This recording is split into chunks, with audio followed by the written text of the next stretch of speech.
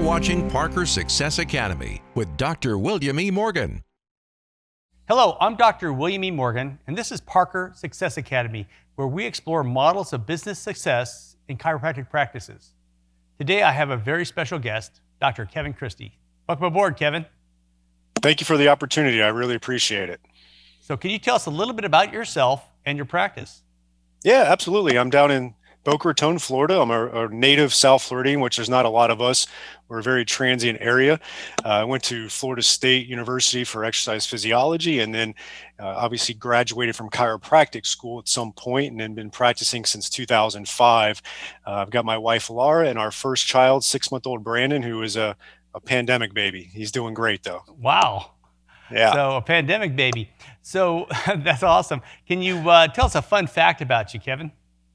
A fun fact, I guess, is that I'm really a history buff. If I remember when I was making the decision in high school what career I wanted to be, get into, which I actually knew at 17 I wanted to be a chiropractor, and I stuck with it. But I really wanted to dive into history and be a historian. But I knew that was a tough road to go through. And but I travel a lot. I travel for history reasons. I've read books that most people wouldn't spend a half hour on, and I just really thoroughly like reading history, and I do a lot of that. So it's a little bit of a thing that most people don't know about me. I love history too. What aspect of history? I actually really enjoy military history, even though I wasn't in the military. I actually just finished a great book on General MacArthur and really enjoyed that. That one for me was interesting too, because my grandfather, who I never met, he had passed away before I was born. He fought in the Pacific under MacArthur, and for 4 years. So I always was interested in that particular general, and I read his biography, like 800 pages, and just amazing learning lessons you get from someone like that.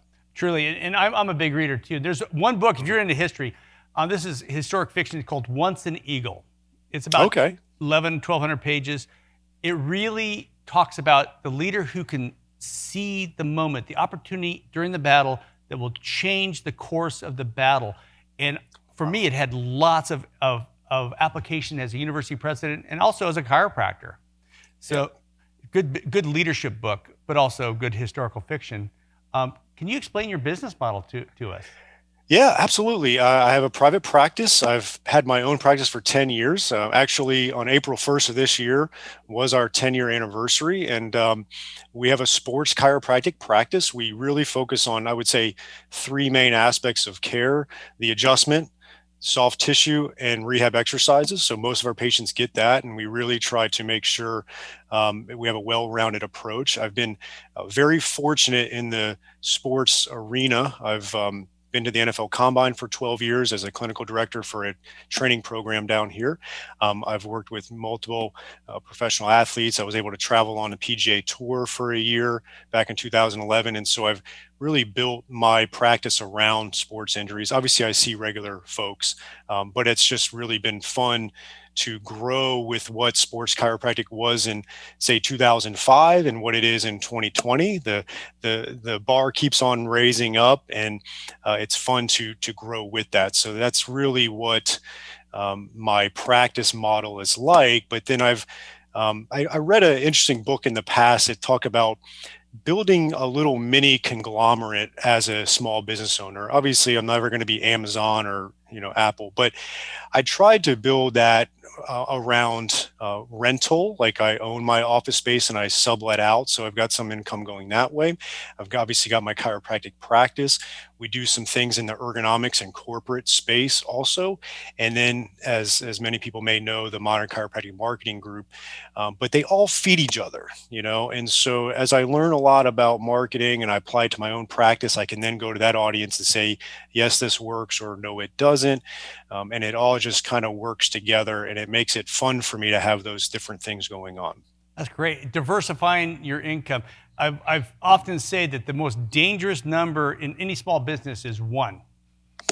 If you have one source of income, if that goes away, you're in trouble. And for me, when I worked for the government for many years, so that was my one main client. So then I did seminars on the side. I had online education, online CE company I did, wrote books. So trying to diversify my income. It sounds like something you recommend. Once you get to that point in practice, you probably want to diversify out real estate and other things too. Yes, and that's what I've done. But you're right. I wouldn't necessarily recommend that for the first year graduate. So, in addition to chiropractic, what other therapies or professions do you have in your practice? Yeah, so we've got a physical therapy group that rents from us, and then we actually have a sports recovery center in our office, and we started that in 2014, where we have a whole body cryotherapy chamber. We were one of the first to have that in South Florida. We've got a hyperbaric chamber, we've got the recovery boots, deep tissue laser, and so we package that as more of a sports recovery, not necessarily injury treatment aspect. And so if you're active, we've done a lot with the NFL, UFC, runners and triathletes, golfers. And so if you're just looking for improvement in your recovery, we offer that as well in our practice. Well, that's pretty unique. So, what's your definition of success? I actually love this question because obviously it's subjective, but I try to use a blueprint that I learned from Strategic Coach. And Strategic Coach is an entrepreneur coaching group. I joined them in 2013, and I've been with them ever since. And they talk about life's four freedoms because it's not always about money, right?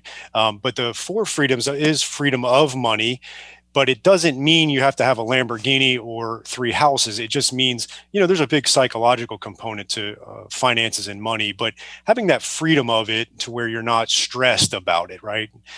Freedom of time, and that's being able to spend the time with your friends, your family, or things you enjoy doing. Freedom of relationship, which can be, in my perspective, either, again, your spouse, significant other, your kids, your parents, but it also could be the relationships in your business life. Like, I don't want to associate with certain types of potential referral sources if I don't find them ethical.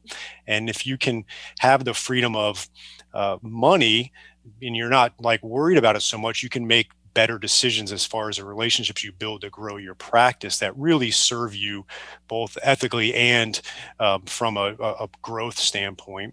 And then lastly, the fourth one is purpose and really being able to work within your purpose. I think as chiropractors, inherently healing people is quite a purpose. So we kind of have the edge up on maybe the plumber, right? In that regard. And so purpose is great. But then for me, by checking off some of the other boxes, like feeling pretty good financially, which has been able to allow me to use some of those financial resources to hire people and outsource to buy me more time. And now I'm only treating patients on Mondays and Thursdays, which I really enjoy those 2 days of doing it. But now I have Tuesday, Wednesday, and Friday to add a purpose in my life, which is helping chiropractors out with their practices and helping them grow. And so by really checking off the boxes of the time and money, it's allowed me to increase my freedom of purpose. So to answer your question in a long way is I feel like if you can get clear on those four freedoms and what that looks like to you, and you can start working towards achieving that, that would help define success for the individual, I think. And it sounds like you have 3 days a week to be creative. Yes.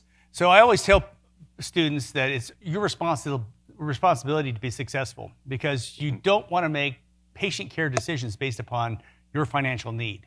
So it's important that you and I, and that's why we're having this meeting together, is to help those new doctors and doctors in the field become successful. So there's things that you bring to the table, marketing. Like you've written a book recently, published through Parker. Actually, 2 books. Can you tell us about those books? Yeah, absolutely. It's a book and workbook combination. It's called Doing It Right: Modern Chiropractic Marketing, and it's really, in my mind, a guide to how to implement step by step marketing and some business strategies in your practice to help grow it ethically and do it the right way. There's nothing wrong with marketing. I think sometimes as clinicians we think of marketing and business as these things we shouldn't have to worry about. If you're a great clinician, everybody will be knocking down your doors. Unfortunately, that's not always the case for everybody. And so providing really good content marketing strategies and leveraging certain distribution channels and the modern technologies out there now make it so much easier than say 2005, even when I graduated. You can really position yourself as an expert in your community around whatever niche you want to have and really have a thriving practice that can then add maybe an associate to your practice because you've got a good marketing model that's feeding enough patients to support that person as well. And ultimately, if you've got good marketing going on without you having to kind of physically pull people in all the time, you'll be able to have a little bit more of a self-managing practice where you're not, it's not based on your personality solely. Well, it sounds exactly. It's like the e-chiropractic myth or the e-myth. Basically, are you working for yourself or are you self-employed? And so there's a difference. And so for you, you've gone past crooked pins and these other marketing aspects, but your books tell you how to do it, and the workbook allows you to work your way through a systematic program of marketing growth. Exactly. We've got different tools in there that help you get clear on your marketing budget, your marketing plans, your how to really build your audience and define your audience and the different types of strategies around that. And so we really want you to apply this information. It's not marketing theory, it's actually marketing strategy for the chiropractic office. I think that's some of the missing links. So there's some great marketing books out there. I've read most of them. There's really good marketing theory books out there, but I haven't really, at least in my opinion, seen anything put it together for the chiropractor to be able to implement and feel good about it. One of my favorite topics is talk about strategy. And most people, they are talking tactics when they're thinking, and they're talking strategy, and they're different.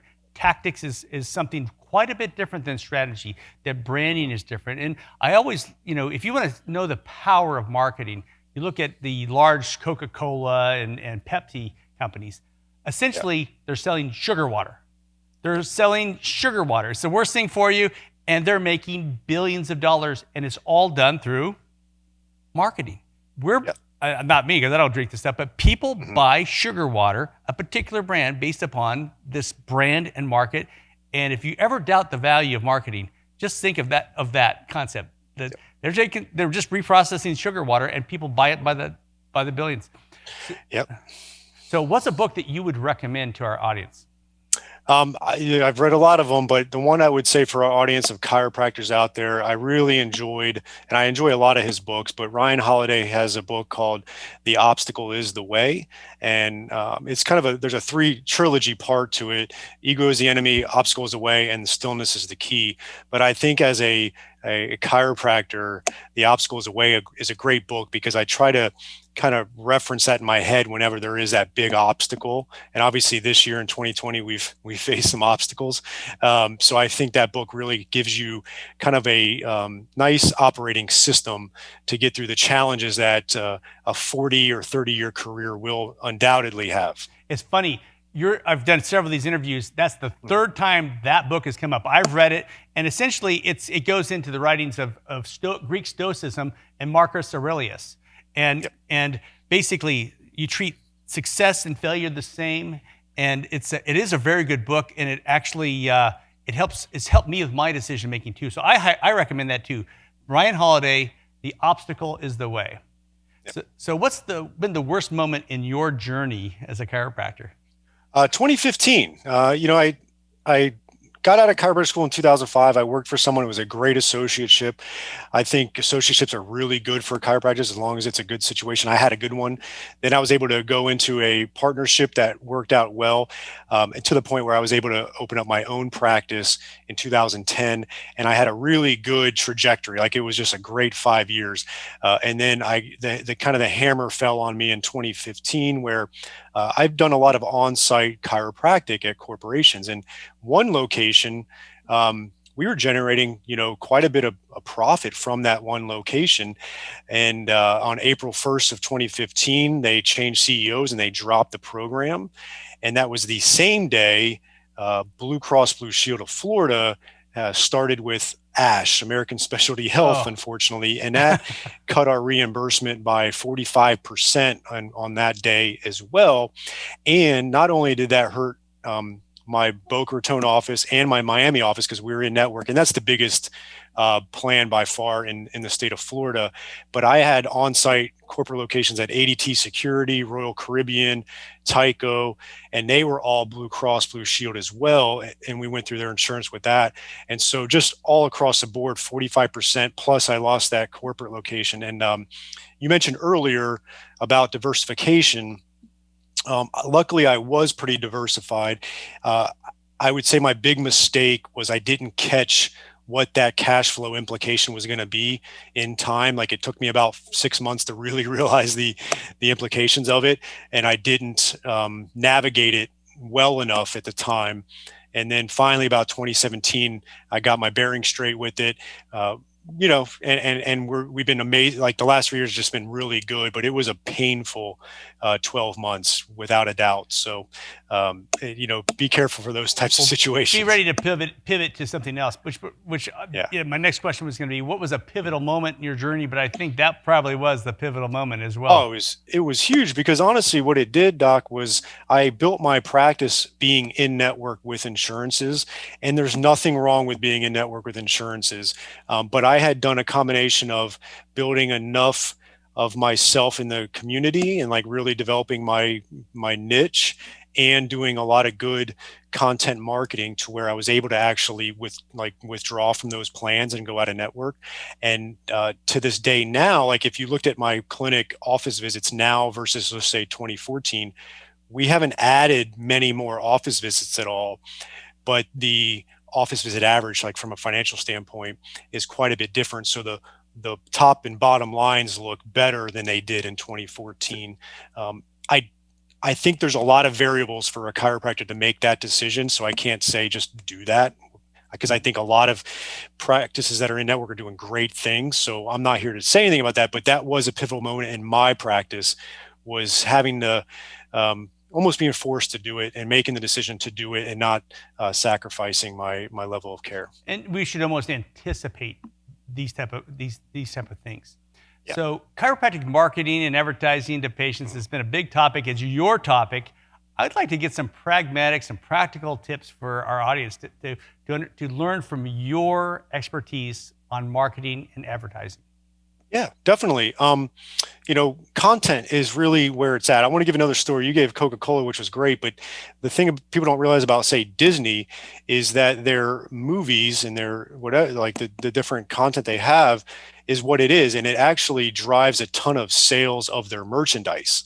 And now it's driving a ton of subscription to their streaming services. So that's why you see them replenish some of their old movies, and then all of a sudden they'll hit you with all the clothes and merchandise that comes with it. And so the movies are really content marketing for all of the other stuff they sell. And now I think they're going to start creeping up on Netflix with streaming, and it's amazing what they've done with that. And so the moral of the story is we as chiropractors have such a unique knowledge base that we can educate and develop amazing content for our community that people need in their lives. Like, they need to know how to prevent low back pain, or what to do if they get headaches, how to do this stretch. Like, there's just amazing things you can come up with, and that's exciting for us. The knowledge that we keep on learning as providers can be then conveyed to the community. And if you do that consistently, you are going to have a following. You are going to build an audience. And one of the things that I saw with the chiropractors that weren't doing that when COVID hit, and they maybe had to close their practice, it was harder for them to get going again, because they didn't have an audience, and they weren't creating enough content, versus the ones that already did were able to kind of jump back into the normalcy quicker. And so start creating content. That's my first advice. My second is it's not always about new patients. We hear historically, you got to get new patients. We know that, like, obviously new patients are great, but if you provide really good content to your existing and past patient base, they will come in more often. They'll refer more often, right? If Bob is getting your weekly email on great content, and then his wife complains of headaches, and he just got that headache email from you a couple weeks ago, and he hasn't been in your practice in 8 months, there's a higher chance he's going to refer her in as a new patient versus if he wasn't getting any information from you, he probably would have forgotten. And so if you get that content in front of people and build that tribe, what ends up happening is you turn yourself into their chiropractor. There's nothing better than when Sally says, "Oh, you got to go to my chiropractor," right? And if you can get that many people saying you're their chiropractor, the referability goes through the roof. I would say a lot of chiropractors struggle when they don't ever get to that level where enough people look at them as my chiropractor, right? And so if you can get good information in front of your people that already know, like, and trust you, it's amazing how often they'll reactivate for new injuries. They'll refer more people in, and you'll start to see your office visits go up without having to get 70 new patients a month. Have you ever heard or read the article or the book, 1,000 True Fans? Yeah, I think it's Kevin Kelly, right? Yeah. So you have a comment on that? Do you believe? Oh, it's so true. And that's, frankly and candidly, what I did in my practice and what I've done with the Modern Chiropractic Marketing Group, and just really follow that kind of tribe aspect and really provide a lot of value. So for the audience, what happens? The concept is, whether you're a musician or an author or a chiropractor, if you can, over the course of your career, develop 1,000 true fans who just love you. You might have other fans come and go out of your practice, but true fans who buy everything you make. So if I'm a musician, if I come up with one song a month, and they buy it all, you can make a living with that. For chiropractors, if you had 1,000 patients that you accumulate over, let's say, your 10 years, that want to come in periodically for maintenance care, they come in every month, your practice is full. Yep. You're seeking Absolutely. that 1,000, and I write books, but I also write fiction. So I'm seeking that 1,000 with a pseudonym. So that 1,000 fans will, if they buy my fiction, then I can make a living as a fiction author if they bought every book I ever did, and others along with it. 1,000 True Fans, great article, great book. Yes, you can definitely Google that, and it is a great article. Yeah. So what keeps you up at night? Besides my 6-month-old son, I would say I suffer from a healthy level of ambition, maybe sometimes too much ambition, and I'm always looking to push that envelope, but it's served me well. And so sometimes my mind will kind of race on the things that I'm excited about doing, right? And that's really what I would say does keep me up more. I sleep a lot better now than I used to when I was, say, in my late 20s, not sure, if I was ever going to have my own practice or what was going to be my career. That was always a struggle. But I would say now it's just taming that ambition a little bit and really getting exciting about what the next 10, 15 years is going to bring. Now, we at Parker frequently talk about the 10X concept, which is another book. What is something that you did in your business that had a 10X return on your effort? Yeah, I kind of mentioned it earlier, but I purchased my office space. And when I opened my practice in 2010, I rented one treatment room from an orthopedic in this medical building, which, if you're trying to get your feet underneath you and open up your own practice, was a really good way for me to do it because I had very minimal startup costs. The orthopedic office was really nice. So people walked into a fully decked out office and gave me a level of credibility being in an orthopedic office. And so I was able to tuck away some profits for a few years, and a nice 3,000 square foot office opened up in the same building. And I was able to purchase that. And once I did that, because I had kind of hit a ceiling at that office with not having enough space of my own and all that. Once I did that, that's when I was able to add the sports recovery center. I was able to sublet some space. We were able to see more patients. And that decision has also helped financially over the last 7 years. The price of the real estate has increased quite a bit in my area.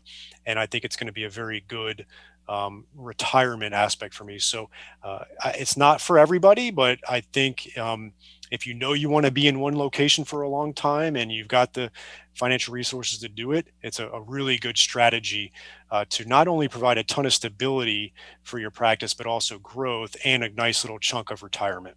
I agree with that. And what you said earlier about going into an orthopedics office or another doctor's office, could be a chiropractor, there's tons of those available. A lot of doctors have space for rent. you can get for cheap. And as you said, you already have validation. You walk in, there's a receptionist. And we had one of the people we've interviewed, Margie Smith, was talking about the micro practice where she started off this way, where it's a really low overhead way to start. Yeah, it was amazing. I didn't have to dish out. I didn't have to get a loan. I had no business debt because of it. And just the whole thing worked out really well, and I can't I can't discount how amazing that was for my growth. Yeah, you can start. That's a really good way to start if you're just worried about that startup cost. I wrote an article about it probably 10 or 15 years ago. I don't know if you might have even read it. Where do you see chiropractic going in the next 5 years?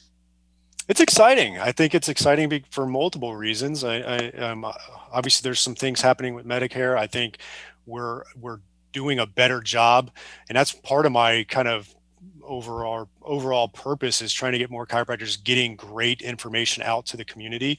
Because imagine if all the great chiropractors out there are doing that, how much that will change the game and the perception in the community as far as this is the expert to go to for, say, musculoskeletal care. Because how many times can someone else go to a different provider and not only get evaluated, get a diagnosis, and actually get treated on that same day, right? And treated effectively. So it's very exciting with that. And then I just think overall, we're getting into arenas that we haven't gotten into before. And I know you can attest to that with the VA and with the hospitals. And I just think so many more doors are opening. And once that happens, you're going to start seeing our level of, say, income rise as well. And also, as the whole country says, who's your chiropractor? Instead of what's a chiropractor. So as we conclude the interview, can you give us one takeaway, what you'd like to leave with the audience, but also tell us the titles of your books and how to get them, and then your contact information? Yeah, definitely. So one piece of takeaway, it's from a book, but it's called The War of Art, not The Art of War, which is a great military book, right? But The War of Art by Stephen Pressfield. He talks about the resistance in creating. And if you're going to do good content marketing as a chiropractor, you have to think of yourself as a creative, and you're going to face this resistance in your head of getting it done. And so you reference that in your head is like, oh, that's just the resistance that I need to overcome and do it. And so make sure that you don't let that stymie you and get it done. A lot of times chiropractors know what they need to do to have a thriving practice. They just, for whatever reason, they hit that roadblock and don't do it. They hit that resistance. So make sure you overcome that. The name of my book is Doing It Right, Modern Chiropractic Marketing. And you can find that at Parker's online store. They're selling it and shipping it from there, which has been awesome.